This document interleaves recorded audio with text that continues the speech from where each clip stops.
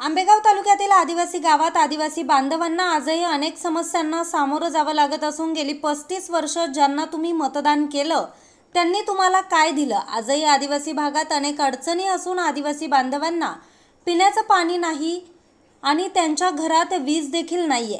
मोबाईलला रेंज नाही। निवडणुका आल्या की नेत्यांना आदिवासी भागाची आठवण येते, अशी टीका आंबेगाव विधानसभा मतदारसंघासाठी इच्छुक असलेले उमेदवार रमेशभाऊ येवले यांनी केली आहे। आदिवासी भागातील राजपूर येथे गावभेट दौऱ्याप्रसंगी ते बोलत होते। यावेळी ते म्हणाले की आदिवासी बांधवांचे प्रश्न समस्या मी जाणून घेतल्या आहेत। मला काम करण्याची संधी द्या। मी पुढील 18 महिन्यात आदिवासी भागात प्रत्येक घरात नळ देईल। गावागावात हिरड्याच्या फॅक्टरी उभ्या करून स्थानिकांना रोजगार उपलब्ध करेल। महिलांच्या बचत गटाला काम देईल। बचत गटाच्या माध्यमातून उत्पादित झालेल्या वस्तू मी स्वतः विकत घेईल। या भागातील तरुणांना महिलांना रोजगार मिळाला तर येथील समस्या सुटतील, असं देखील रमेश येवले म्हणाले आहेत।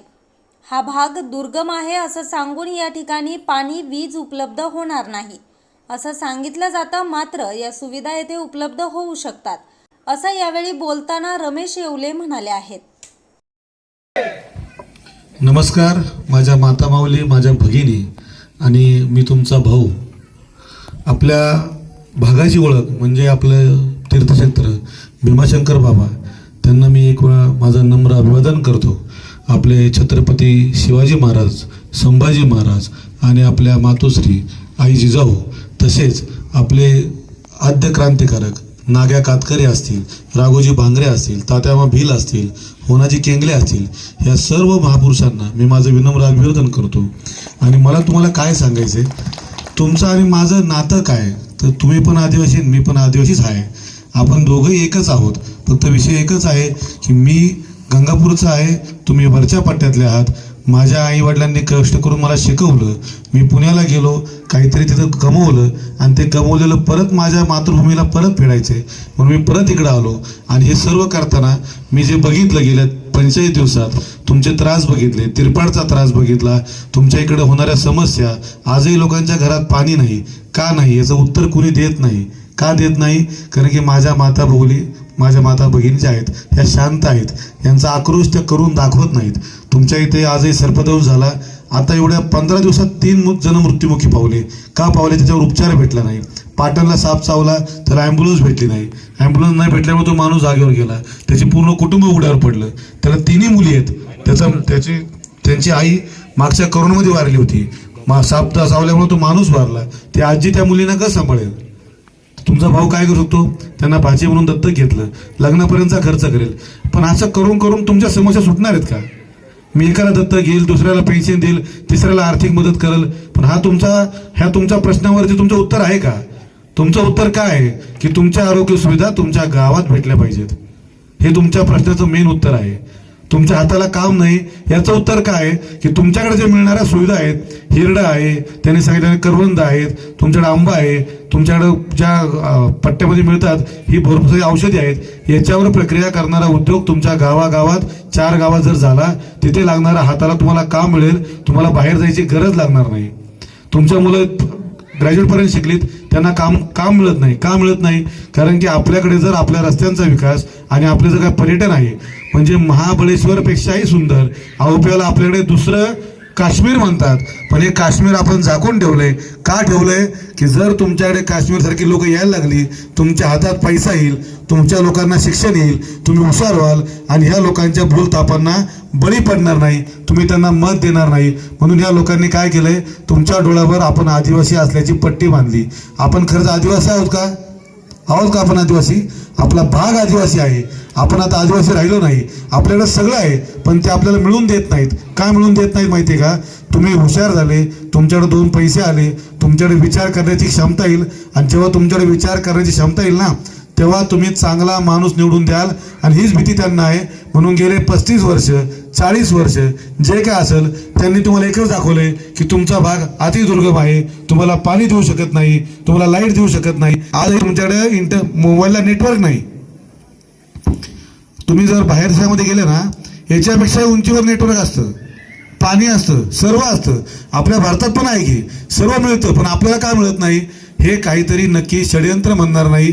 षडयंत्र म्हटलं तर लोकांना वाईट वाटेल, पण त्यांनी जाणून बुजून हा जो पट्टा आहे 36,000 मतदानाचा पट्टा आहे, याला एक ठराविक राजकीय धोरण डोळ्यापुढे ठेवून त्यांना एवढं कमजोर करून ठेवलंय की दरवेळी इलेक्शन आले का काहीतरी तुमच्या आपल्या तोंडाला ते पानं पुसतात.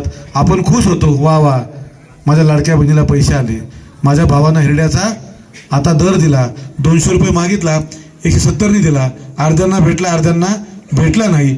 अरे पण जे माझंच आहे ते मला मागायला का लावता? हे पैसे कुणाचे आहेत? महिला बाल विकास कल्याणचा जो 9,000 कोटीचा निधी होता, हा निधी तुम्हाला ही गरज कुणाची आहे? महिला बाल कल्याण म्हणजे कुणाचं? जे आदिवासी पट्ट्यातल्या दुर्गम डोंगरातल्या महिला, गरीब आर्थिकदृष्ट्या कमजोर असलेल्या महिलांना द्यायला पाहिजेत. हे वाटले कुणाला? तुम्हाला थोडे वाटले, बाकी सगळे शहरात वाटले. कारण यांना काय पाहिजे? फक्त तुमची मतं पाहिजेत. आता म्हणशाल भाऊ आम्हाला तर पैसे भेटले, मग तुम्ही कसं म्हणता? मग ज्यांनी तुम्हाला वाटले हे गेले 5 वर्ष सतत होते, तेव्हा त्यांना तुमच्या बहिणी जाण आठवण आली नाही का? आता का आली?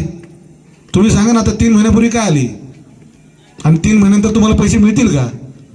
सरकारकडं आजही सरकारच्या योजनांना द्यायला पैसे नाहीत. तुम्ही जर टी व्ही बघत असाल तर आपल्या सरकारवरती एवढ्या 6 महिन्यात सगळ्यात जास्त कर्ज काढले, त्या कर्जाचे हप्ते भरायला पैसे नाहीत. हे फक्त इलेक्शन आहे म्हणून दरवर्षीप्रमाणे तुमच्या आमच्या मनाचा, मताचा आणि आपल्या गरजेचा वापर करतात. आपल्याला ब्लॅकमेल करतात. पूर्णपणे ऐका, ब्लॅकमेल करतात आणि आपली मतं आपल्याकडनं गोड बोलून आपला केसानी गळा कापतात आणि आपली मतं घेतात. परत 4.5 वर्ष कोण आदिवासी, कुठलं गाव, कोण तिरपाड आणि कुठलं आउपे आणि कुठलं राजवाडी, कुणालाही काही गरज नाही. मला एक सांगा, गेल्या 4 वर्षात तुमच्याकडे कुणी गणपतीला आलं होतं का? नाही आलं. यावेळी गणपतीला आले, देणगी भेटली. मी तर नव्हतो इथं, त्यामुळे मला कोणी म्हणू शकत नाही की तुम्ही पण आता आले. मी आता का आलो? मी बघितलं का बा इथं कोणी काहीच करत नाही. आम्ही विजूबरोबर फिरत होतो, तिरपाडला गेलो होतो, तिथं आजही लोकांना सध्या रेंज नाही, त्यांना प्यायला पाणी मिळत नाही घराघरामध्ये. मग ह्या अडचणी जर आपण दूर करू शकत असतो तर मग आपण काय यायचं नाही? 35 वर्ष तुम्ही एका माणसाला मत दिलं, त्या माणसाने तुम्हाला काय दिलं? तुमचं सर्व घर परिपूर्ण आहे का मावशांनो? आहे का? तुमच्या सर्व अडचणी संपल्यात का? संपल्यात का? आजही तुम्ही 1-1, 2-2 किलोमीटर हिरडा वेचता, बरोबर? हिरडा वेचल्यानंतर तुम्ही तो हिरडा द्यायला जाता. दिल्यानंतर तुम्हाला 8 दिवसांनी पैसे मिळतात. काही लोकांना लगेच पैसे पाहिजे असतात, ते कुणाला खाजगी व्यापारी असतील किंवा कोणाला कमी पैशामध्ये विकतात. का लागेल असं विकायला? आज जर तुमच्याकडे एवढा मोठा आहे, 36,000 मतांची त्यांना फक्त इलेक्शनला आठवण येते, तर मग अगोदर आठवण येत नाही का? तुम्हाला तुमच्या गरजा भेटल्या नाही पाहिजेत का?